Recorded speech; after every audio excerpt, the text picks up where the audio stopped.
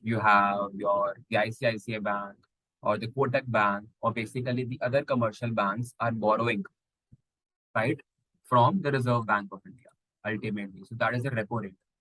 So taking all these things into consideration, the rise in the interest rate by the Fed. But when I talk about the Fed, I mean the Central Bank of the USA, right? The Federal Bank of the USA, where James Powell has been like increasing the rates of interest. And the Reserve Bank of India in India as well has started to increase the repo rates. But still, the market has risen continuously in India when I talk about it. Because when we are talking about the USA markets or the foreign markets, they have corrected. If you people follow NASDAQ, so what's the NASDAQ? Right? It's a national association for the dealers, like ultimately for it's a quotation market. Or like what we can talk about, it's a market or it's an index in which the largest IT companies are listed, right? That NASDAQ, National Association of the Dealers Quotation Markets and all that stuff. But that's an index where IT stocks are listed, right? So when IT stocks are listed, they have corrected by more than 30-40%, right? More than 30-40%, the NASDAQ index has fallen down. But when we talk about the IT index in India, the Nifty IT has not fallen by more than 14% or 15% max, right? So we can say the impact of the rise in the interest rates or the impact of the rise in the Fed rates has been more in the USA as compared to India. Why? Because when we talk about the USA market, the United States of America market, where the interest rates have risen, the interest rates were squeezed or the interest rates fell to a great margin as well, almost 0%. But when we are talking about India, right, when we talk about the India, the interest rates were not almost 0%. In the US market, when we talk about the interest rates came down to almost 0%. And that is the reason when there is aggressive rate hike. When this aggressive rate hike is being done in the USA or by the Fed, the stock markets are correcting a lot because the interest rates fall by too much amount. It was almost zero. But when we are talking about India, the quantitative easing, as we popularly talk about, when the interest rates came down like during the time of COVID-19 pandemic to boost the business growth, to boost the working capital growth, to boost the loan growth, right? It was not almost zero. So when the Fed started to increase the rate of interest, when they started to increase the rate of interest, the Reserve Bank of India, the stock markets corrected in India, but not by a huge amount. Because that was a good thing that India did quite deliberately, where they did not reduce the rate of interest to almost zero as the USA did. Because what happened in USA, they printed endless amount of money. Not every country can print endless amount of money. Just focus on by this point. Not every country can print endless amount of money. And why not every country can print endless amount of money? Because not every country's currency is a reserve currency. And what do I mean by the reserve currency? It is that currency in which the global trade is done, export import is done. And even a student of a school is also very clear about that everything is pegged to the US dollar.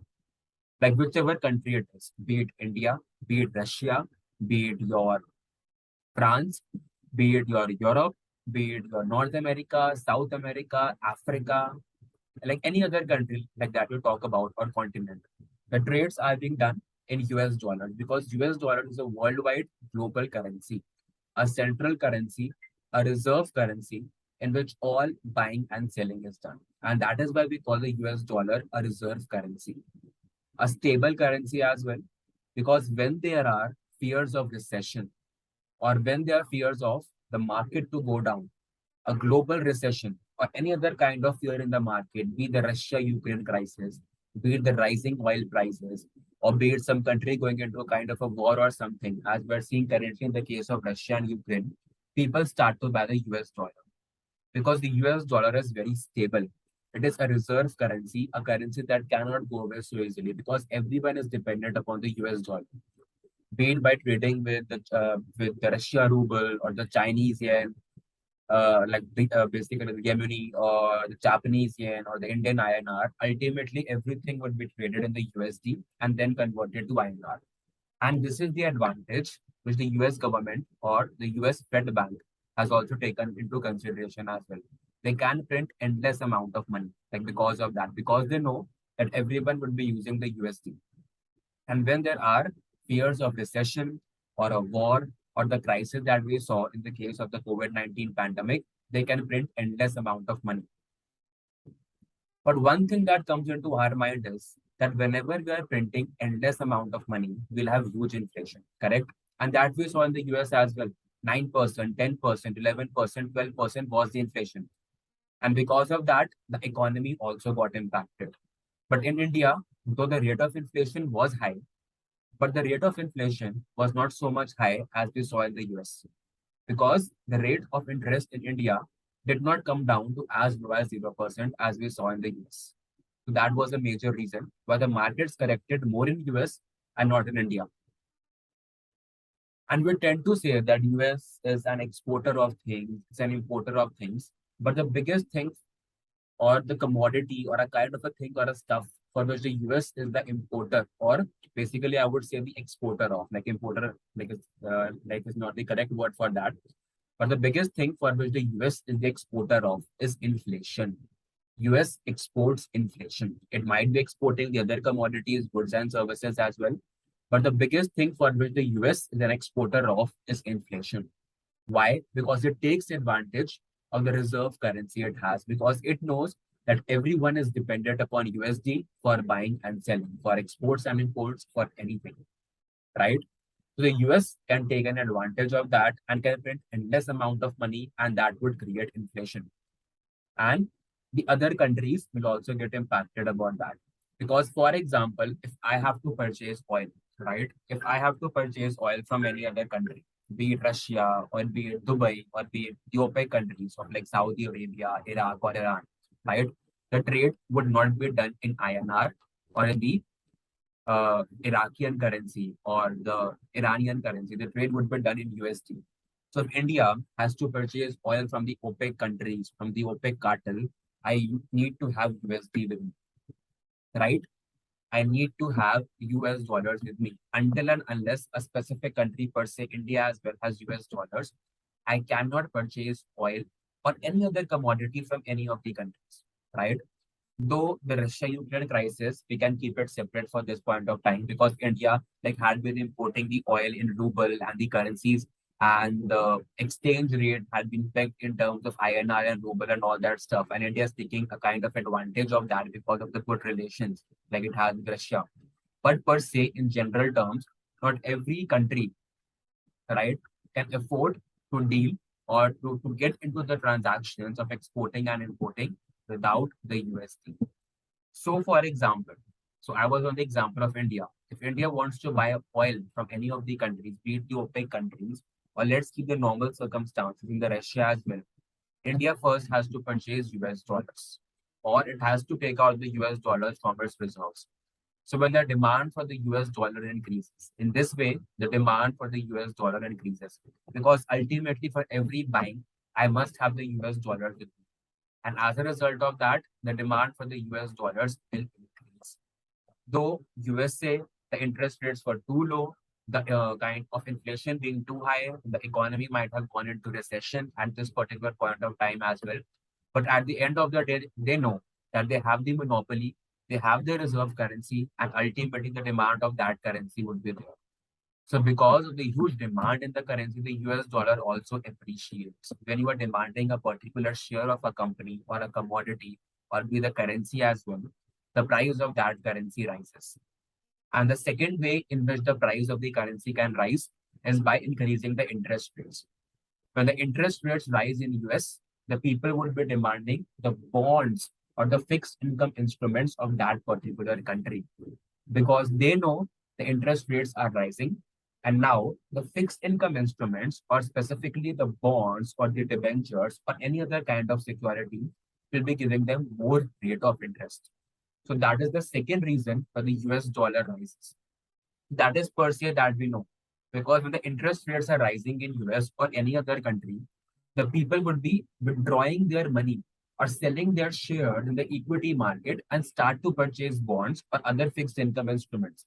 Because the bonds or the other fixed income instruments will be giving them a higher return.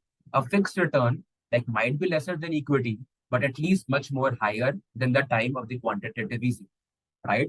So that we know. But the first reason is because the demand of USD, even the interest rates are high or low, that doesn't matter.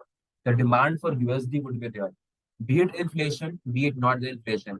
Still, the value of the USD will rise in the longer term. Be the interest rates are low or the interest rates are high. The inflation is high, the inflation is low. That doesn't matter. Even if the inflation is too high, the US dollar tends to rise in the longer term because the demand for USD is higher. And that country knows it very well that they can export inflation out of USA, even being the US dollar being too high, the interest rates being too low. Okay, I'm repeating this point.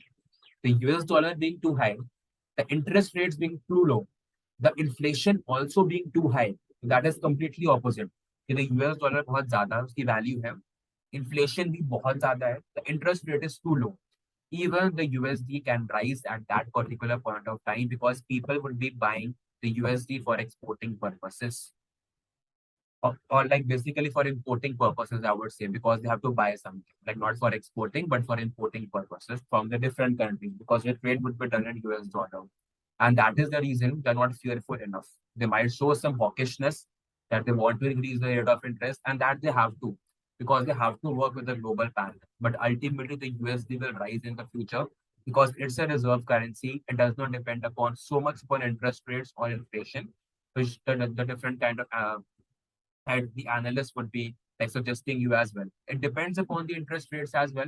I'm not saying that it is completely opposite or like it does not depend upon the interest rates. It depends upon the interest rates, but it is more dependent upon the demand for USD for imports, which every country faces.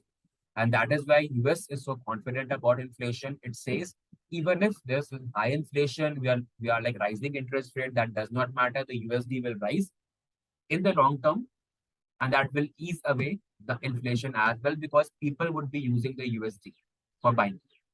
So like that is the major reason apart from the rise in the interest rate why the US dollar rises. So that thing we must know very clearly, right? The thing that happens is when the interest rates rises, right? When the interest rates are rising, be it in like any of the countries. So like before I talk about this point, I would like to say one thing which I have been stressing upon from the beginning of the session as well. The thing is, interest rates rose in US and the US market fell by 40-50%, especially the Nasdaq. But the interest rates also rose in India, but the Indian market did not fell by huge amount. And the recent Friday, it was almost at close to the all-time high, like 1 or 2% nearer to the all-time high. The Sensex being 60,000 something, the Nifty being like 18,100 something and all that stuff, right? Why? The reason is the same. Because when the quantitative easing took place in USA, the interest rates were as low as 0% and unlimited money was triggered or unlimited money was printed in US. But the quantitative easing in India was far less as compared to USA. And as a result, when the interest rates started to rise in India, the stock markets corrected, but not by 40-50%, just by 10-15-12%. But in USA, they corrected by 40-50%. So that was something with the Fed. I won't say they like did something wrong because there are people who have some more brains than us. But when you are printing excessive money in an economy, the interest rates also have to be risen by a huge amount or at a very high pace, and that affects the stock market. But that did not happen in India. And why does it affect the stock market? It affects the stock market because now the people would be selling their shares in the stock market. Yeah. So people would be selling their shares in the stock market ultimately because they know that the interest rates have started to rise. And if they invest their money into a fixed income instrument or a bond, in that case, they would be able to earn a fixed interest rate, a fixed amount of money because stock market is risky at the end. You might be earning 15, 20, 30%, but that is on the basis of risk. But now the fixed income instruments, your bonds or debentures, are offering you at least 8, 9% or 7%. Earlier, they used to offer you as low as 4, 3% at the time of quantitative easing. So people are happy that at least 7 or 8% they might the thing. I'm fixing the issue. Yeah. So now they know that a fixed amount that they're getting from those bonds or the other fixed income instruments. So while they would take like more risk in the stock market ultimately, right? So that is the thing they have been like focusing upon. So like due to that, people tend to withdraw their money from those markets where there had been huge inflation or huge quantitative easing, and they tend to put their market money in the other stable markets. So that is one thing. Huge amount of that happened in USA, but a lesser amount of that happened in India. And because India did the quantitative easing, but it did not reduce the rate of interest to almost 0% as the US did, right? And that was on the US. The IT stocks corrected by 40-50%. Apple, Facebook have corrected more than 72%, right? And then huge companies, fundamentally strong companies, they are into place. Just give me a second. I don't know why it is getting disconnected again and again.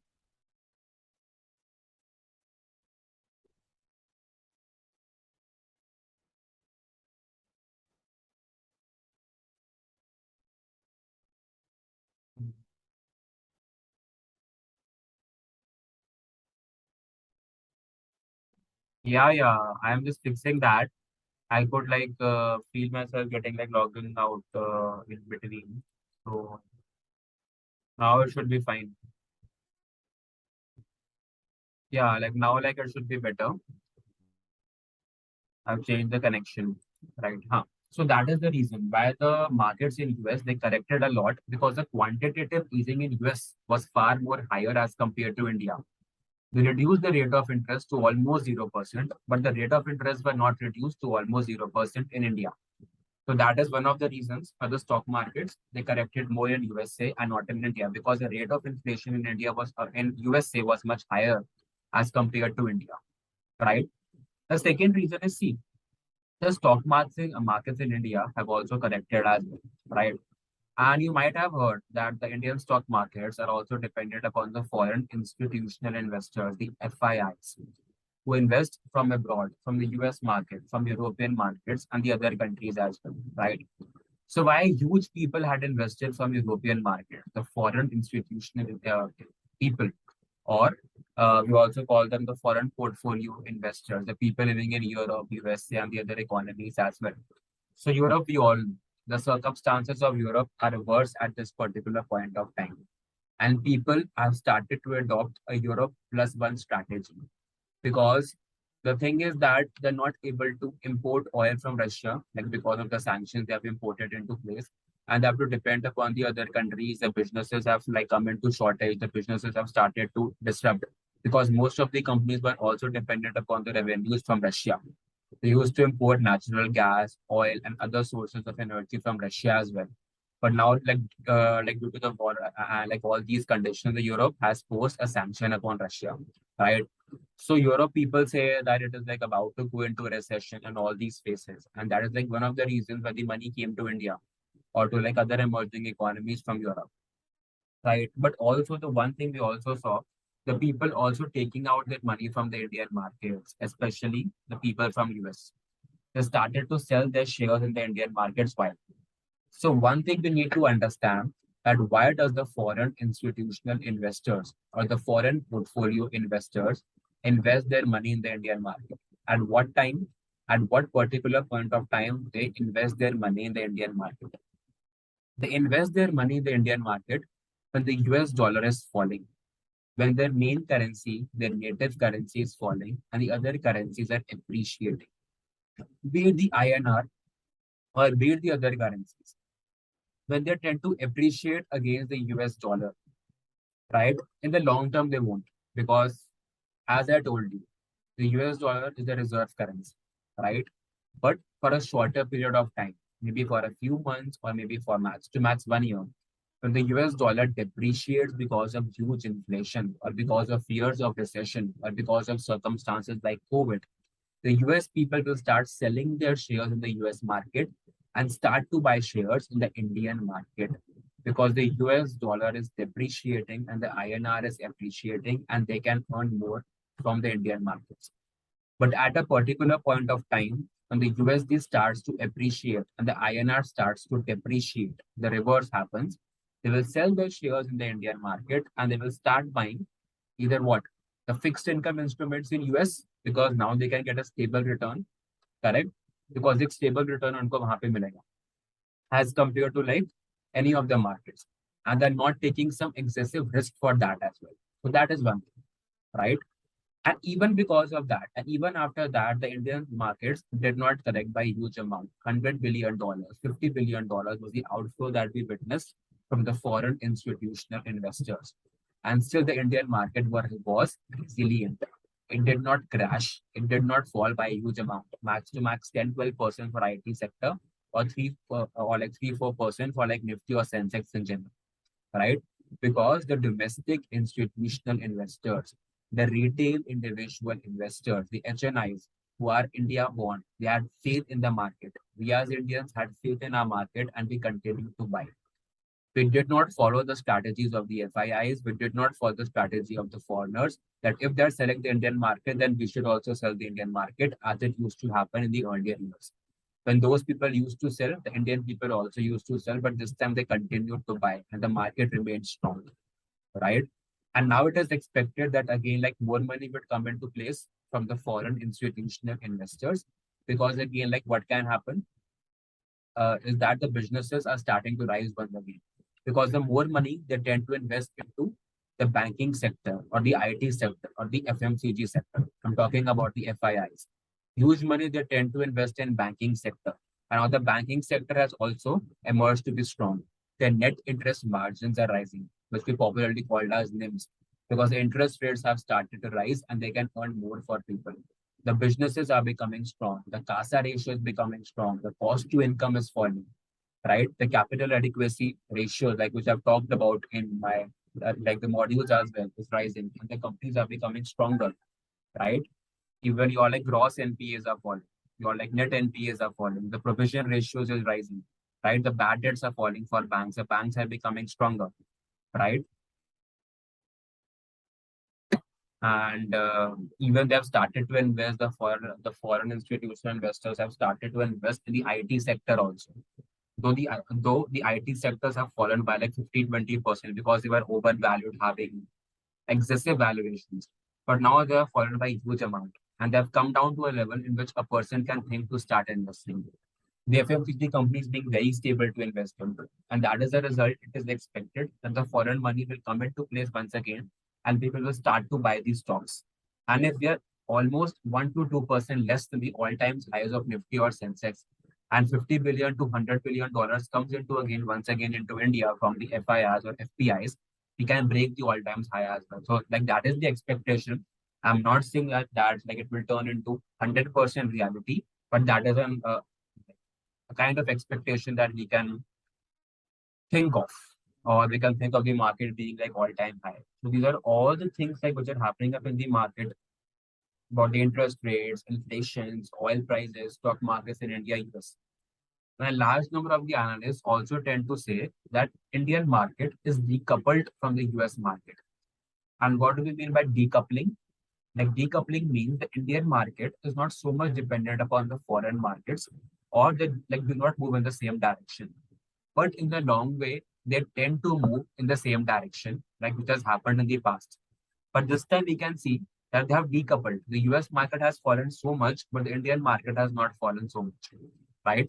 So decoupling can be in the sense we can say there can be the decoupling, but the strength of decoupling might not be so strong. In the earlier times, the strength of decoupling was so strong. When the US market used to fall, the other markets also used to fall, which they have. But the Indian market also used to fall. But in this case, we have not seen the Indian market fall by so much amount. Be it because of the strength of the businesses come into place, the debt coming down, the future forecasting of the businesses being so strong, the startup space being too strong, right? Because India is the only emerging market like which is being so like resilient and rising as compared to the other emerging markets. The US fall, the other markets also have to fall because like, we are like dependent upon the US market for trades, like because of the demand of the US dollar and the other things. Brazil has fallen, Thailand has fallen, Philippines has fallen, Malaysia has fallen. South Africa is like not good to like invest into at this particular point of time. But the Indian market has remained strong thanks to the businesses. So the decoupling might not be there, but the see, you cannot particularly say that there is no decoupling, right? There would be coupling, but the thing can be, it can happen that when the US markets are falling, the Indian markets might not fall by a huge amount. They will fall, but they might not fall by a huge amount, right? So complete decoupling cannot be there because we are like living into the phase of globalization. But now people have started to talk about the deglobalization because of the Russia-Ukraine crisis. But no one can go deglobalized because everyone is dependent upon each other for exporting and importing. So that is a word which should be removed. It might be applicable on a temporary basis because people tend to use complicated technical jargons at the time of recessions or COVID or these kinds of Russia-Ukraine war. But the thing is, deglobalization is something which we cannot work upon. Every country is dependent upon each other for export and import, and there would be coupling of the economies overall in future. The extent might be less, but the coupling would be there. So that is something we must like focus upon as well. Like just give me a second. Just give me a second. I'll just get back.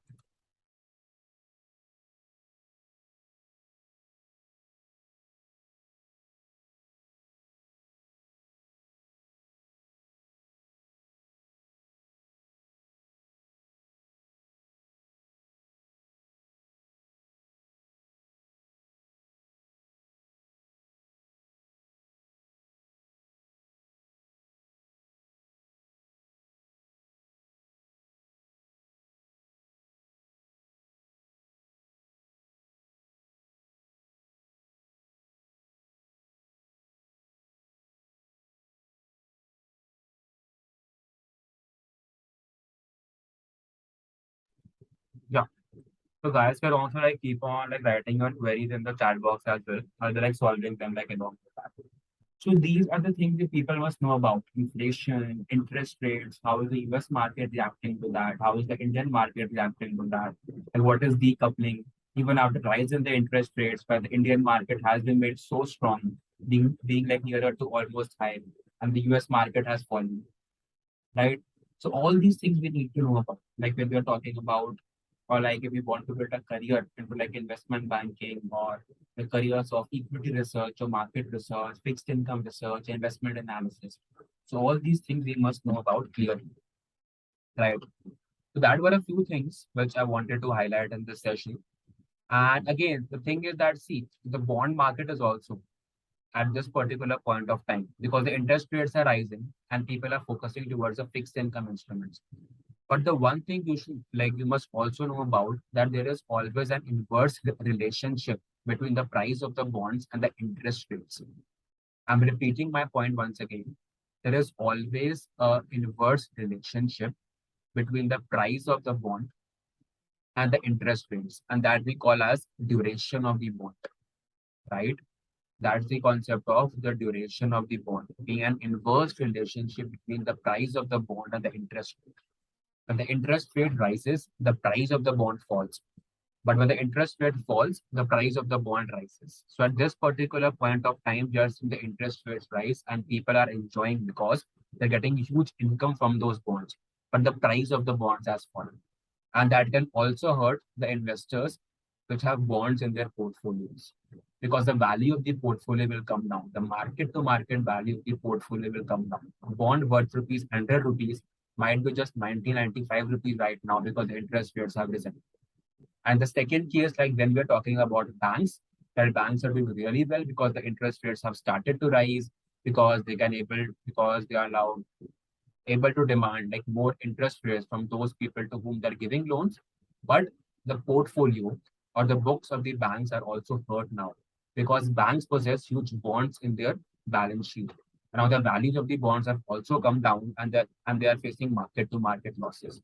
So that is one thing because the advantage for the banks is there, like the rise in interest rate, because they're earning huge NIMs, net interest margin. But the losses for bank is also there because their books is getting hurt, their bond book is getting hurt because bonds are a part of their balance sheet. The people have heard about the Fed balance sheet, right? They have like treasury bonds, like 60% of like treasury bonds, five something billion dollars. The remaining $2 or $3 billion is the mortgage loans. Right, so the bonds are getting hurt. 60% of the bank's books are getting hurted because of that. So in the long run, the effect gets nullified, right? Because on one way the net interest margins are rising, and on the other end, the bonds are falling. The balance sheet of the bank is getting hurt. So both the scenarios we must take into consideration while we're looking after banks. So you must look into the stock markets, different sectors like you are interested for from different perspective and having an open mind. Okay. Any queries, just tell me. Any queries you have till this point of time for this session? I'll be happy to take them.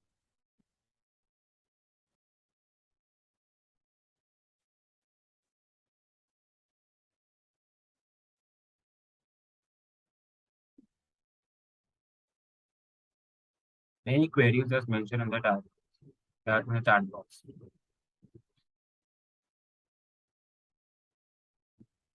Can you please explain the duration concept? See, like whenever we're talking about duration of a bond, the duration of the bond is nothing but is the inverse relationship between the price of the bond and the interest rate. When the interest rate rises, as we see in the current scenario, the price of the bond falls. And when the interest rate falls, the price of the bond rises. So that's an inverse relationship that you need to know. So that's the concept of the duration of the bond, right? And that is different from the maturity of the bond. Duration and maturity are different, and that you need to understand. Thanks for listing this word like maturity also, Abhinay in the chat box. Duration and maturity are different. Duration tells you the inverse relationship between the price of the bond and the interest rate, as I told you. But maturity does not tell you about the inverse relationship between the price of the bond and the interest rate.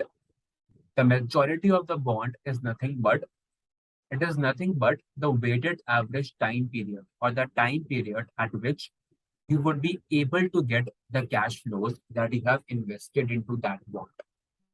Simple example, if you have invested 1 lakh into a bond, right? If you have invested 1 lakh into a bond, your basic premise is that you want to earn at least 1 lakh back from your investment. Your investment should not go like below 1 lakh. कम से कम 1 लाख तो वापस मिले कि risk तो हमारा बचे. Ultimately, like we want some gain. But हमारा 1 लाख से कम पैसा नहीं होना चाहिए. Our amount must not go like below 1 lakh. So that is the concept of the maturity as we talk about. The weighted average time period in which our cash flows would be recovered from our investment into that bond. So maturity and duration are different. Thanks for the question. So now we have a question that there is high inflation in USA, then how the markets are more stable there. See, I said that the markets would be stable in the long term. In USA, in the current scenario, the markets are not stable, but the markets will be stable in the long term. Why? Because ultimately everyone is dependent upon USA, being the US dollar, being the reserve currency. Currently, there is huge inflation and the market has fallen by 40-50%. Facebook stock has fallen by like 72%. Nasdaq in total has fallen by 40-50%, right? Because of high inflation and huge money printing. So that is a temporary phase. But in the long term, the market will be stable because of that USD being the reserve currency. Because any country outside USA, India, China, Japan, Korea, any other country will depend upon US for buying. They have to buy the US dollars to import anything. I have to buy oil. I have to buy like any other source of energy, being the natural gas or coal. I have to buy the metals, being your aluminium, be it your nickel, being your steel, anything. I need to have US dollars with me for buying it outside any of the country being pursued. So as a result, the demand for USD rises. And since the demand for USD rises, the US dollar also rises. The USD index also rises. So the long term, the demand for USD is always there, be it inflation or be it not the inflation. At a particular point of time, because of the rise in the interest rate, suddenly, because the interest rates were almost zero, the market tends to remain unstable per se. But in the long term, the market would be stable because of the huge demand of the USD, because everyone is dependent upon USD. If you do not have USD, you cannot buy any of the things in any of the countries because everything is charged per USD. Your oil, your gold, your silver, even the foreign reserves of India are in USD. So that you need to understand. Is it clear, Saloni? That is the thing that you need to understand. Short term, any of the market can be unstable. But in the long term, the US market tends to be more stable as compared to other markets. So that is one thing. So we have a concept coming from Umesh that what do we mean by convexity? See, hey, these are some complicated concepts on bonds, like not so much complicated. But I will tell you in very brief. I'll keep a separate session upon these terms. In bonds, like when we talk about that, basically the three terms. Like one is the concept of maturity, one is duration, and the third one is convexity. Convexity. So maturity we know, duration we know. So duration and convexity are almost the same. So duration talks about the change in the price of bonds on the impact of interest rates, right? Like due to the rise or fall in the interest rates, how much the price of bond is changing. So convexity is almost the same. It takes into consideration huge impacts of interest rates on bond prices. But the duration, it takes into consideration not so much high impacts of interest rates on bonds, right? So convexity tends to be a second order derivative of duration, we can say, because duration is taking into consideration a lesser impact of interest rates, but convexity is taking into consideration a larger impact of interest rates on bonds. Like duration might take into consideration like 4%, 5%, but convexity like takes into consideration 10%, 20%, 30%. We tend to call it as a second order or a first order derivative of duration. So that is something about convexity, but the main premise remains the same. So like that is the logic basically. Any other queries? If no other queries, we can also end the session for today and get back next week. Any other queries, just tell me.